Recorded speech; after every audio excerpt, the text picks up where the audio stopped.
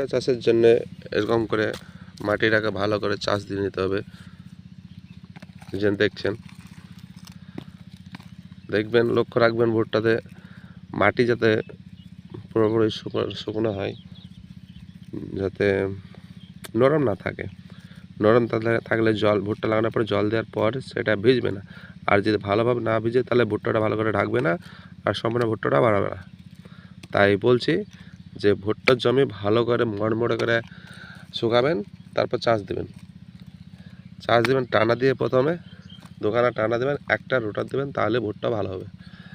আর চাষের সময় যদি পারেন 5 কেজি আপনি চুন দিতে পারেন। চুন দিলে মাটির জীবাণুমুক্ত হবে।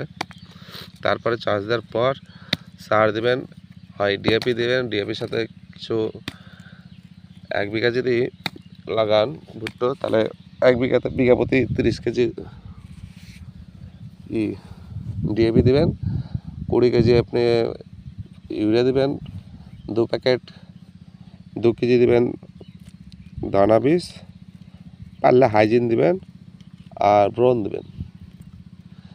দিয়ে মিক্সচার করে সেটাকে জমিতে ছিটিয়ে দেবেন। দিয়ে ভালো করে ছিটানোর পর ভুট্টা লাগিয়ে দেবেন। ভুট্টা লাগিয়ে দিয়ে চেষ্টা করবেন ভুট্টা লাগানো হয়ে গেলে জমিতে সঙ্গে সঙ্গে পানি ভরার। তাতে ভুট্টার বিচনটা নষ্ট হবে না, মানে পিঁপড়েতে খাবে না। অনেক সময় দেখতে পাই আমরা যে ভুট্টার বিচন পিঁপড়েতে খেয়ে নেয়। আর যত সম্ভব যত তাড়াতাড়ি মারা যায় তার জন্যই বলি যে ভুট্টা লাগানো হয়ে গেলে জল ভরে দেওয়ার চেষ্টা করবেন। ঠিক আছে, ধন্যবাদ।